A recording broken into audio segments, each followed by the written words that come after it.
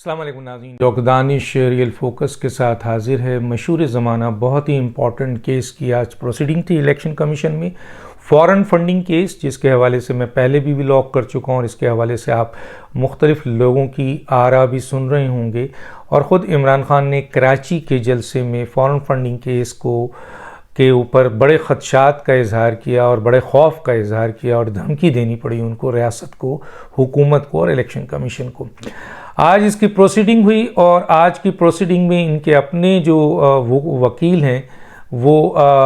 फ़रार हो गए और उन्होंने ये कहकर राय फ़रार इख्तियार किया कि ये इलेक्शन कमीशन मुकम्मल नहीं है, क्योंकि इसमें 4 इलेक्शन कमीशन मेंबर होते हैं और एक चीफ़ इलेक्शन कमीशनर। बज़ाहिर ये 5 मेंबरान का इलेक्शन कमीशन बनता है, तो 2 मेंबरान की सीट खाली है। तो उन्होंने आखिर में अपने अहम जो उनके 4 दफ़ा आपके इलेक्शन कमीशन के इस प्रोसीडिंग को वो से फ़रार होते रहे और आखिर में जो है उन्होंने जो ऑब्जेक्शंस किया आखिरी में आज, हालांकि उनको चाहिए था कि जो डॉक्यूमेंट्स, जो प्रूफ आ चुके हैं, जो सबूत आ चुका है, जो पीटीआई की अपनी ही गवर्नमेंट में स्टेट बैंक ऑफ पाकिस्तान ने दे दिया है, दूसरे ज़राए से आ गए, इलेक्शन कमीशन ने ख़ुद इसको कलेक्ट किया है, स्क्रूटनी कमेटी ने इसको इस्टेब्लिश किया है, ये अकबर एज़ बाबर के सिर्फ डॉक्यूमेंट्स नहीं हैं, उसको नलीफाइड करने के लिए, उसको ये बताने के लिए कि इमरान खान के ऊपर ये जितने डॉक्यूमेंट्री एविडेंस आ चुके हैं, ये अपने डॉक्यूमेंट्री एविडेंस लाके उसको ख़त्म करते। इसके बजाय उन्होंने जो है वो 4 दफ़ा जो है वो इस प्रोसीडिंग को से निकले हैं, फ़रार हुए हैं, लोग इसको फ़रार कहते हैं। और उसका नतीजा ये निकला है कि आज जब इसकी प्रोसीडिंग होनी थी और जबकि ये रेगुलर बुनियादों पे होनी है, क्योंकि इस्लामाबाद हाई कोर्ट का क्लियर इंस्ट्रक्शन आ गया है कि 1 महीने के अंदर इसको हल किया जाए, तो आज इनके अपने वकील जो हैं वो ये कहकर निकलना चाहा कि ये इलेक्शन कमीशन मुकम्मल नहीं है, पहले इसे मुकम्मल किया जाए और ये सुन नहीं सकता। तो मैं एक तालिब इल्म की हैसियत से कानून और आइन के आज ये बताना चाहता हूँ कि 22वीं तरमीम के हवाले से और जो इलेक्शन एक्ट 2017 के हवाले से क्लियर कट ये कंडीशन है। हालांकि चीफ इलेक्शन कमिश्नर ने उनको बताया भी कि हम आइनी और कानूनी तौर पर जो है वो कमीशन मुकम्मल है, 2 मेंबर हैं और एक मैं हूँ, 3 मेंबर हैं। मेजॉरिटी ऑफ द मेंबर जब मौजूद हैं तो फिर इलेक्शन कमीशन कंप्लीट है, लेकिन वो इससे निकलना चाहा था और क्योंकि उनके पास बज़ाहिर नहीं लग रहा है कि कोई डॉक्यूमेंट्स हो के जो इतने बड़े बड़े सॉलिड प्रूफ के बाद जो है वो उसको जस्टिफाई कर सके। अनवर मंसूर साहब बहुत अच्छे इंसान भी हैं, बहुत अच्छे वकील भी हैं, लेकिन उन पे ये केस लाद दिया गया है और अब वो किस तरह इस केस से निकले, तो ये ऑब्जेक्शन रेज किया है। मैं एक तालिब इल्म की हैसियत से उन तमाम लोगों को, ख़ासतौर पे इमरान खान साहब को बताना चाहता हूँ कि जो ऑब्जेक्शन रेज किया गया है उसकी कानूनी और आइनी हैसियत नहीं है। मैं पढ़ देता हूँ इलेक्शन एक्ट 2017, जिसके चैप्टर 2 में इलेक्शन कमीशन की फॉर्मेशन के हवाले से जो बात है वो क्या लिखी हुई है। लिखा हुआ है, इलेक्शन कमीशन ऑफ पाकिस्तान, पहला है, तीसरा नंबर है प्रोसीजर ऑफ द कमीशन, उसके बाद दूसरा नंबर जो है 2 जो है वो अब मैं पढ़ देता हूँ। द कमीशन में exercise it's power and perform its function even if the office of any member of the commission is vacant। देखिए साफ तौर पे लिखा हुआ है, और any of the members is for any reason unable to attend the proceeding of the commission and the decision of the majority of the members shall have the effect of the decision of the commission। अब इसके बाद ये objections अगर उठाते हैं तो ये objection तो गलत है। मसलन देखें, कानून और आइन, सही कह रहा था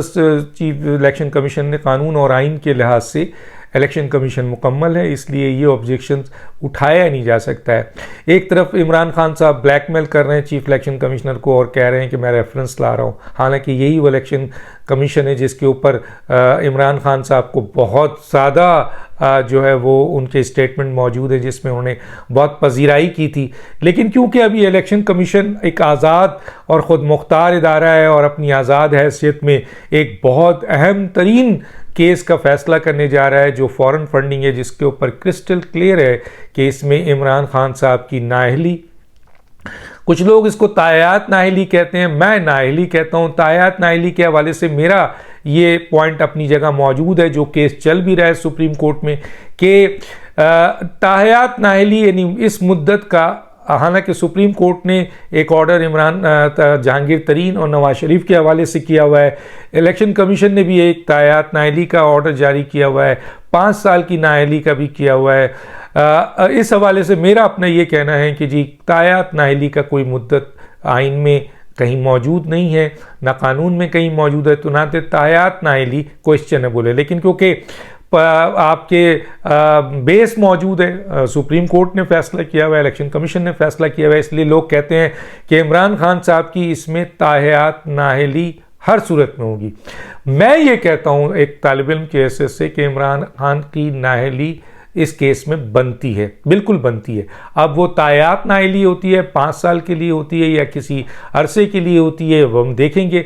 जो अगर ये देखा गया है कि जी माजी में दिया गया है लोगों को, तो फिर तो गए इमरान खान साहब तायात नाअहली की तरफ। और अगर मेरे पॉइंट ऑफ व्यू को एक्सेप्ट करते हुए तायात नाअहली को हमेशा के लिए ख़त्म किया जाता है, तो फिर नाअहल तो हो रहे हैं वो, और नाअहल हो रहे हैं तो इसका मतलब ये है कि अभी अगला इलेक्शन इनके लिए मुश्किल हो जाएगा अगर ये 5 साल के लिए भी नाअहल होते हैं जैसे कि दूसरे हुए हैं। अब सवाल ये पैदा होता है कि एक तरफ नाअहली और दूसरी तरफ पार्टी को भी बैन यानी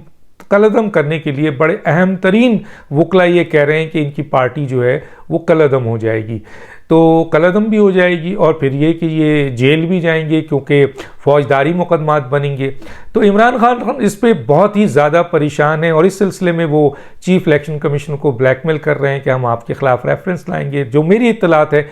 कि इलेक्शन कमीशन से ये इत्तलात है कि जी आप रेफरेंस लाएं या जो कुछ भी करें, आपका हक़ है आप करें और उसको कानूनी तौर पर हम फेस करेंगे, लेकिन फॉरेन फंडिंग के केस को किसी भी सूरत में बंद नहीं किया जाएगा।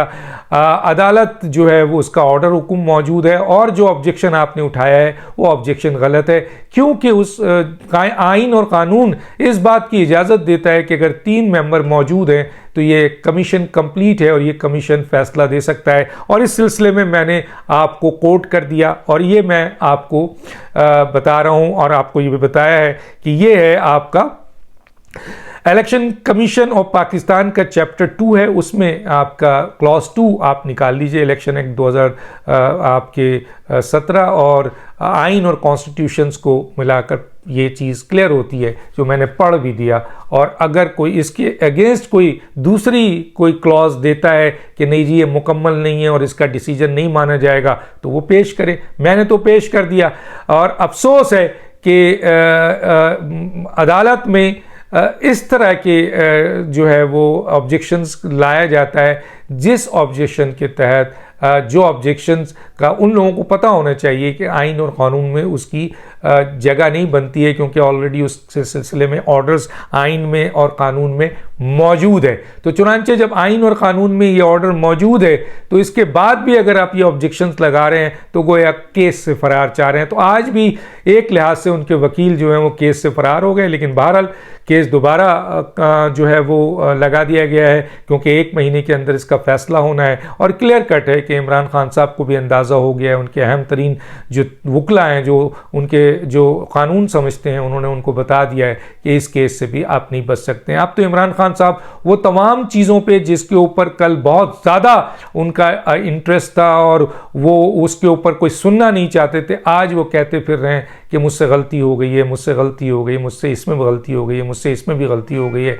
लेकिन सूरत हाल ये है कि इसकी भी जवाब सामने आ रहा है। फ़रोग नसीम साहब ने बता दिया है कि जी काजी फाइज़ ईसा में सिर्फ मसलन आपका कितना प्रेशर था। इसी तरह और बहुत सारे मामलात में भी अब ये वाले मैटर पे भी उनसे कहेंगे गलती हो गई। चीफ इलेक्शन कमीशन को रेफरेंस लाना चाहते हैं, कल ये कहेंगे कि इसमें भी गलती हो गई। तो चुनांचे इमरान खान के बारे में मैंने सुना है कि जब उनको अब यकीन हो चुका है कि फॉरेन फंडिंग केस में वो किसी सूरत में नहीं बचेंगे और इनकी ये धमकियां और ये ब्लैकमेलिंग काम नहीं आएगा और उनकी पार्टी भी कलअदम होगी और वो भी नाअहल होंगे, हो सकता है तायात नाअहल अकॉर्डिंग टू उन सारे बेसिस जो डिसीजन आ चुके हैं उस बुनियाद पे, तो और उनकी कोई बचत नहीं है। बाकी रही 10-15 हज़ार उसके हवाले से चीफ जस्टिस ऑफ पाकिस्तान ने बता दिया है कि 10-15 हज़ार जो लोग होते हैं इनकी बुनियाद पर वो कानून और आइन को जो है वो ख़त्म नहीं कर सकते हैं, वही फैसले किए जाएंगे जो आइन और कानून के हैं। गोया वो 10-15 हज़ार की धमकियां भी जो हैं वो ज़ीरो हो गई हैं। और अभी तो रियासत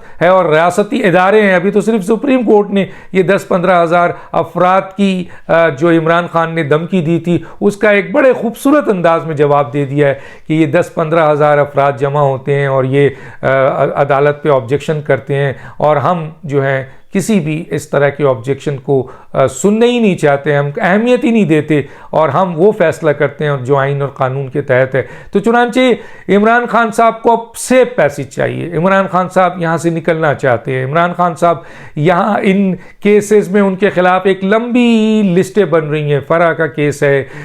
6000 इल्लीगल सोसाइटीज़ का केस है, वो जो चीनी के सिलसिले में आपके प्लानिंग डिवीज़न ने अप्रूवल किया और चीफ मिनिस्टर ने किया, प्राइम मिनिस्टर हाउस से हुआ, कैबिनेट से हुआ, उसमें भी इमरान खान है। बहुत सारे अपॉइंटमेंट जो हैं इर्रेगुलर और गैर कानूनी तौर पे हुए हैं, इसमें इमरान खान साहब जो हैं वही फंसते हैं। आपको पता है यूसुफ रज़ा गिलानी भी जेल जा चुके हैं इस सिलसिले में, जो उन्होंने अपॉइंटमेंट्स की थी और गैर आइनी गैर कानूनी अपॉइंटमेंट थी। इमरान खान की एक लंबी फहरिस्त है जिसमें अकॉर्डिंग टू लॉ अपॉइंटमेंट्स नहीं हुई है और वही कैबिनेट डिवीज़न, वही आपके इस्टेब्लिशमेंट डिवीज़न अब वो तमाम चीज़ें निकाल के सामने ला रहा है। FIA और नैब इमरान खान के और उनके दोस्तों के वो तमाम क्राइम और करप्शन भी सामने ला रहा है। तो एक लंबी फहरिस्त है, चाहे वो रिंग रोड हो, चाहे वो BRT हो, चाहे वो इल्लीगल सोसाइटीज़ हो, चाहे वो आपके